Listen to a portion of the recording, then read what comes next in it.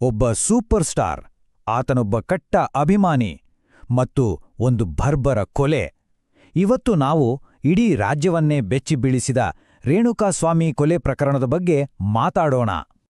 ನೋಡಿ, ಇದನ್ನ ಕೇವಲ ಒಂದು ಕ್ರೈಮ್ ಸ್ಟೋರಿ ಅಂತ ಹೇಳಕ್ಕಾಗಲ್ಲ. ಯಾಕಂದ್ರೆ ಇದರಲ್ಲಿ ಅಭಿಮಾನ ಇದೆ, ಅಧಿಕಾರ ಇದೆ, ಅಹಂ ಇದೆ.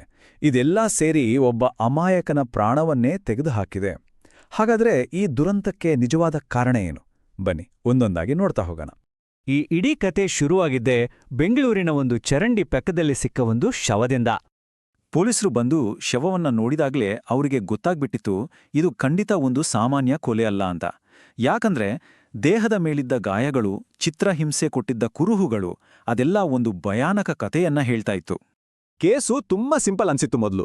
ಯಾಕಂದ್ರೆ 3 ಜನ ತಾವೇ ಬಂದು ನಾವೇ ಕೊಲೆ ಮಾಡಿದ್ದು ಹಣಕಾಸಿನ ವಿಚಾರಕ್ಕೆ ಅಂತ ಒಪ್ಕೊಂಡಿದ್ರು. ಆದ್ರೆ ಕಥೆ ಇಲ್ಲಿಗೆ ಮುಗ್ದಿಲ್ಲ. ಇಲ್ಲೇ ಒಂದು ದೊಡ್ಡ ಟ್ವಿಸ್ಟ್ ಇತ್ತು.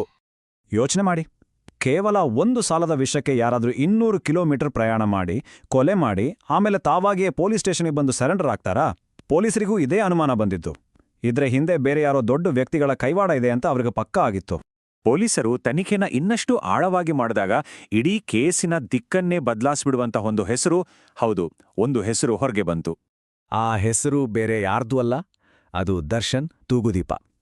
ಅಕ್ಷರಶಃ ಇಡೀ ಕರ್ನಾಟಕವೇ ಬೆಚ್ಚಿಬಿದ್ದಿತ್ತು ಈ ಹೆಸರು ಕೇಳಿ.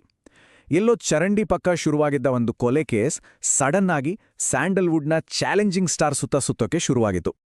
ಒಂದು ಕಡೆ ಡಿ ಬಾಸ್, ಅಧಿಕಾರ, ಖ್ಯಾತಿ, ದುಡ್ಡು ಎಲ್ಲದರಲ್ಲೂ ಟಾಪ್ನಲ್ಲಿರೋ ಸೂಪರ್ ಸ್ಟಾರ್.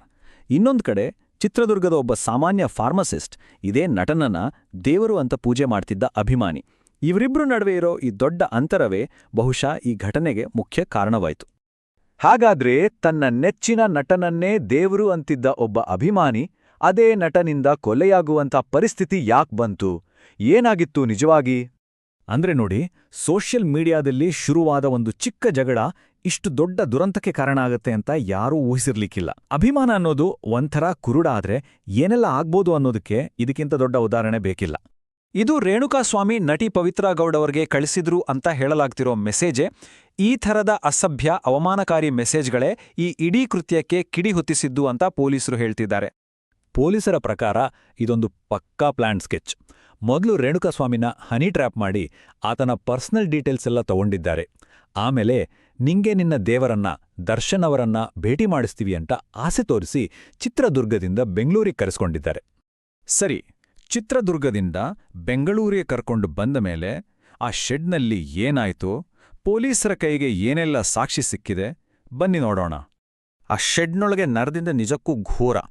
ರೇಣುಕಾಸ್ವಾಮಿಯನ್ನ ಕಟ್ಟಿಹಾಕಿ ಗಂಟೆಗಟ್ಲೆ ಬೆಲ್ಟ್ನಿಂದ, ದೊಣ್ಣೆಗಳಿಂದ, ಅಷ್ಟೇ ಅಲ್ಲ ಎಲೆಕ್ಟ್ರಿಕ್ ಶಾಕ್ ಟೇಸರಿಂದ ಕೂಡ ಹೊಡೆದಿದ್ದಾರೆ ಅಂತ ಆರೋಪ ಇದೆ. ಈ ಕ್ರೌರ್ಯ ನೋಡಿದ್ರೆ ಇದು ಸಡನ್ನಾಗಿ ಆದಿದ್ದಲ್ಲ, ಪಕ್ಕಾ ಪ್ಲಾನ್ ಮಾಡಿ ಮಾಡಿರೋದು ಅಂತ ಅನ್ಸುತ್ತೆ. ಪೊಲೀಸರು ತಮ್ಮ ವಾದವನ್ನ ಬಲಪಡಿಸೋಕೆ ಒಂದಷ್ಟು ಪ್ರಮುಖ ಸಾಕ್ಷಿಗಳನ್ನ ಕಲೆ ಹಾಕಿದ್ದಾರೆ. ಉದಾಹರಣೆಗೆ, ದರ್ಶನ್ ಅವರ ಜೀಪ್, ಕ್ರೈಮ್ ನಡೆದ ಜಾಗದ ಹತ್ರ ಕಾಣಿಸ್ಕೊಂಡಿರೋ ಸಿಸಿಟಿವಿ ಫುಟೇಜ್, ರೇಣುಕಾಸ್ವಾಮಿ ಬಟ್ಟೆ ಮೇಲಿದ್ದ ಫಿಂಗರ್ ಪ್ರಿಂಟ್ಸ್. ಅಷ್ಟೇ ಅಲ್ಲ, ಕೇಸ್ನ ತಮ್ಮ ಮೇಲೆ ಹಾಕೋಕೆ ಒಪ್ಕೊಂಡವ್ರಿಗೆ ತಲಾ 5 ಲಕ್ಷ ರೂಪಾಯಿ ಕೊಟ್ಟಿರೋ ಬಗ್ಗೆ ಕೂಡ ಮಾಹಿತಿ ಸಿಕ್ಕಿದೆ. ಸೊ ಪ್ರಾಸಿಕ್ಯೂಷನ್ ಹತ್ರ ಇಷ್ಟೆಲ್ಲ ಸಾಕ್ಷಿಗಳಿವೆ. ಆದ್ರೆ ಡಿಫೆನ್ಸ್ ಲಾಯರ್ಗಳು ಕೋರ್ಟ್ನಲ್ಲಿ ಒಂದು ಹೊಸ ವಾದವನ್ನೇ ಮುಂದಿಟ್ರು. ಇದು ಇಡೀ ಕೇಸ್ಗೆ ಒಂದು ದೊಡ್ಡ ಟ್ವಿಸ್ಟ್ ಕೊಟ್ಟು. ಅದನ್ನೇ ಈಗ ಟೈಲ್ ಗೇಟ್ ಅಂತ ಕರಿತಿದ್ದಾರೆ. ಏನಿದು ಅಂದ್ರೆ, ಪೊಲೀಸರು ಹೇಳೋದು, ನಾವು ಫೋನ್ಗಳನ್ನ ಕಾಮಾಕ್ಷಿಪಾಳ್ಯ ಪೊಲೀಸ್ ಸ್ಟೇಷನ್ನಲ್ಲಿ ಸೀಸ್ ಮಾಡಿದ್ವಿ ಅಂತ. ಆದ್ರೆ ಆ ಸ್ಟೇಷನ್ ನೆಲದಲ್ಲಿರೋದು ಹಳೆಯ ಕಾಲದ ಮೊಸೈಕ್ ಟೈಲ್ಸ್. ಆದರೆ ಪೊಲೀಸರು ಕೊಟ್ಟಿರೋ ಫೋಟೋಗಳಲ್ಲಿ ಫೋನ್ಗಳ ಕೆಳಗೆ ಇರೋದು ಹೊಸ ಥರದ ವಿಟ್ರಿಫೈಡ್ ಟೈಲ್ಸ್. ಹಾಗಾದ್ರೆ ಈ ಫೋಟೋಗಳನ್ನ ಬೇರೆ ಕಡೆ ತೆಗೆದು ಸಾಕ್ಷ್ಯವನ್ನ ಸೃಷ್ಟಿ ಮಾಡಲಾಗಿದೆಯಾ ಅಂತ ಡಿಫೆನ್ಸ್ ಪ್ರಶ್ನೆ ಮಾಡ್ತಿದೆ.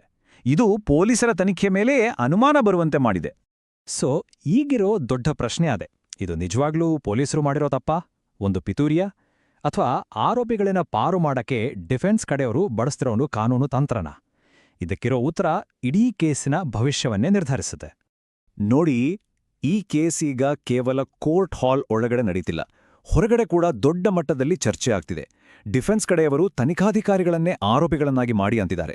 ಕೆಲವು ಸಂಘಟನೆಗಳು ಇದು ದರ್ಶನ್ ವಿರುದ್ಧದ ಷಡ್ಯಂತ್ರ ಅಂತ ಪ್ರತಿಭಟನೆ ಮಾಡ್ತಿದ್ರೆ, ಸುಪ್ರೀಂ ಕೋರ್ಟ್ ಕೂಡ ಮಧ್ಯಪ್ರವೇಶಿಸಿ ಹೈಕೋರ್ಟ್ ಕೊಟ್ಟಿದ್ದ ಜಾಮೀನು ಆದೇಶವನ್ನ ಪ್ರಶ್ನಿಸಿದೆ.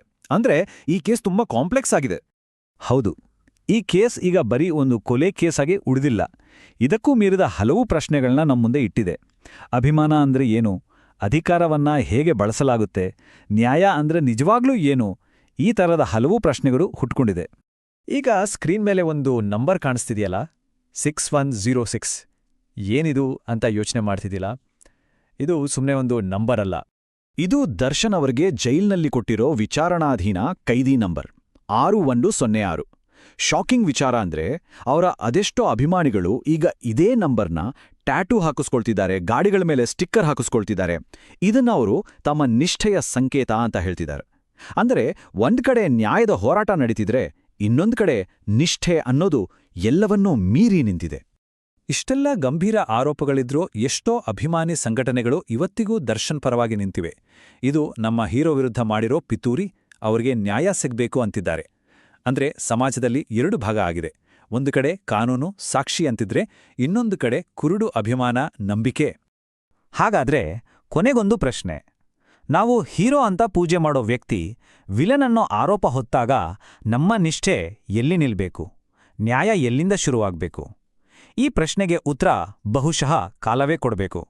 ಈ ವಿಶ್ಲೇಷಣೆಯನ್ನ ಇಲ್ಲಿಗೆ ಮುಗಿಸ್ತಾ ಇದ್ದೀವಿ. ನಮಸ್ಕಾರ.